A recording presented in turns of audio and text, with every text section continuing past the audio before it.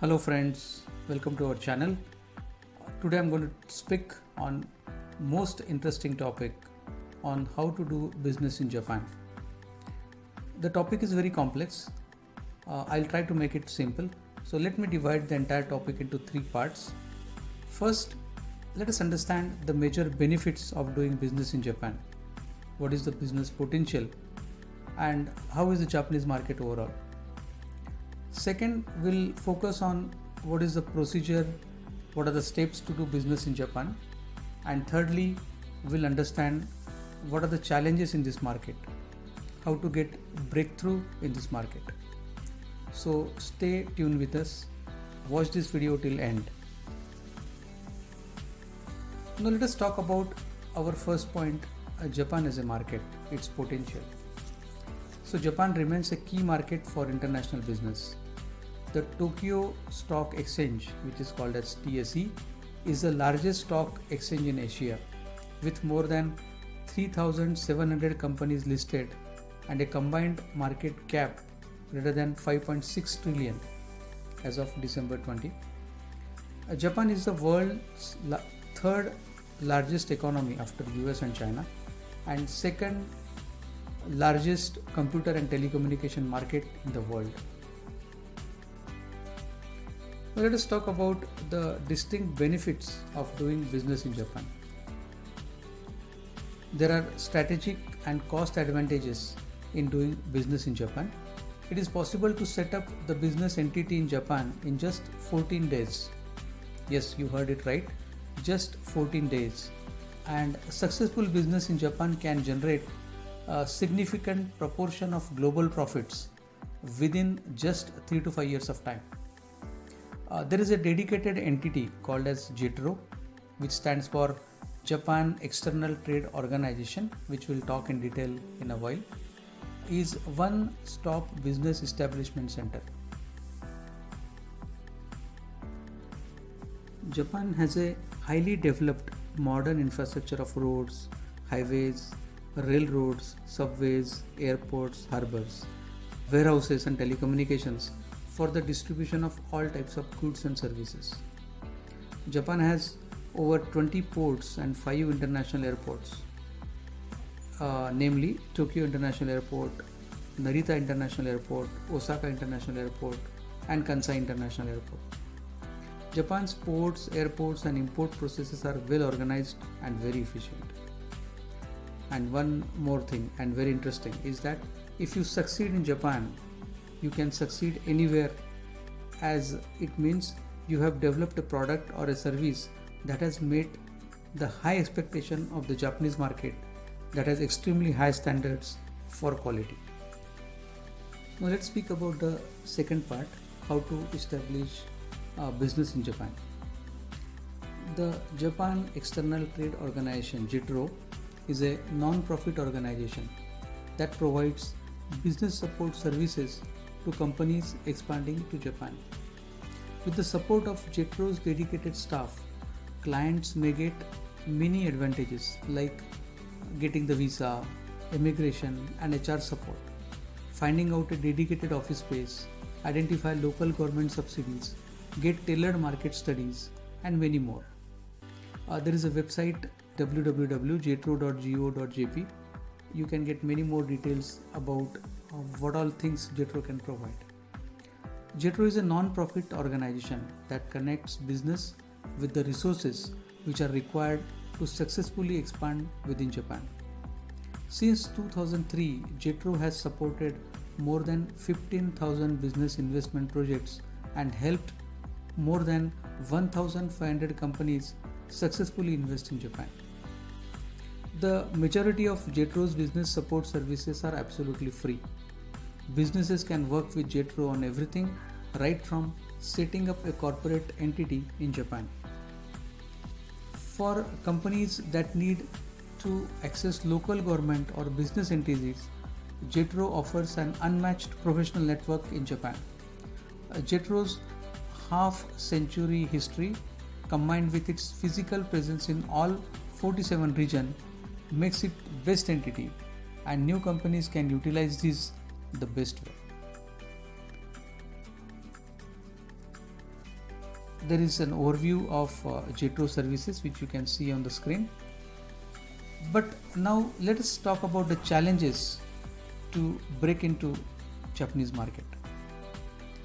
International companies may be concerned about Japan's complicated distribution channels, a high concentration of domestic competitors, and Japan's unique business culture. So let's talk about Japan's culture. So we all know Japanese culture is unique, and to establish business it is must to understand the culture. Here are the 9 ways to prepare yourself for the cultural differences. A traveler without observation, said by a Persian poet Sadi, is like a bird without wings. The same can be said of business travelers doing business in foreign country. Observing another culture's etiquette opens door to more successful communications. This is of particular importance when doing business in Japan, when cultural elements can have a profound impact on decision making and ultimately on the effectiveness of a business relationship. There is an element of sophistication and worldliness to those who can effortlessly navigate in foreign waters. Before packing your briefcase to travel to Japan, it pays to spend some time to acquaint yourself with the values and accepted behavior patterns of the country. Adherence to protocol will give you an edge and create a favorable impression of you and your business. With this in mind, let us take a look at Japanese value and what it means for you in observing the country's etiquette rules. The first etiquette rule is silence is golden. In business setting, silence is valued over an excess of talking. Silence is linked to credibility. Silence speaks loudly about wisdom and emotional self-control. This may run counter to our approach back at home, where being more outgoing can facilitate communication. A more introvert, formal approach, especially at the beginning of the business relationship, is likely to be better received when doing business in Japan. The Japanese have many proverbs that signal the importance that they place on silence, such as the duck that quacks is the first to get shot. Second important ethic is group solidarity. It is widely known that Japan is a group-oriented culture. Group solidarity is valued over individualism. There is a strength in the group, as the famous Japanese saying implies, a single arrow is easily broken but not 10 in the bundle. This culture mindset impacts certain behavior, such as how praise is received. While we value individual contributions and strongly believe in recognition and individual praise, the opposite is true in Japan. Singling out an individual in the entire group for special recognition, no matter how helpful he is to you, is likely embrace that individual. Always remember that the team concept is very important for the Japanese and strive to give public credit to the entire group. The third etiquette is business card exchange. For Japanese business professionals, a business card, which is called as meshi, is an extension of their identity. Therefore, it is important to observe some ingrained rules of etiquette that gives respect for that person. Accept the card with both the hands, briefly read it, and place it in your business card holder if you are standing. If you are seated, place it on the table for the duration of the meeting and then place it in your business card holder.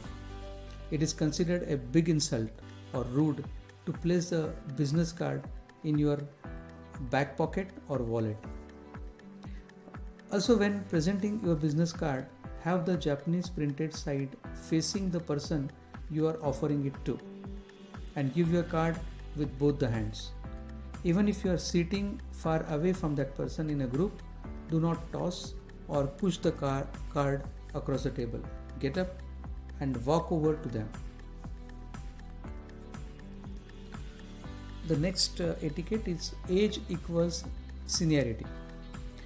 Treat older executives with a more marked respect than you do for younger ones in the group. For example, be sure to greet the most senior person before you greeting others.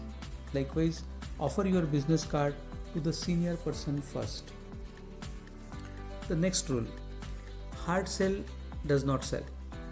A hard sell approach will not succeed in Japan. Replace the high pressure, argumentative approach with a more gentle, convincing presentation.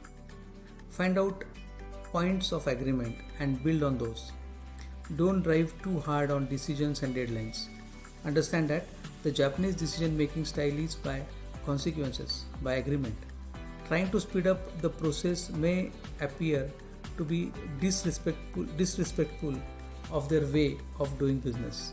Rather than be impatient, try to see the long process as an opportunity to build trust and cement the relationship. The next ethic is privacy is valued.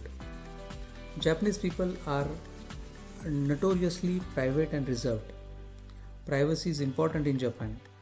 People can have their names removed from the phone books if they want. So, asking a lot of personal questions at the beginning of the relationships, which is a way of building rapport, may be regarded as pushy or rude. This might be the reason why Japan lags the world in social media adoption. According to a survey, only 28% of Japanese internet users visit social media sites on a monthly basis, and the time spent on social networking in that country is merely 2.9% compared to 16.8% in US.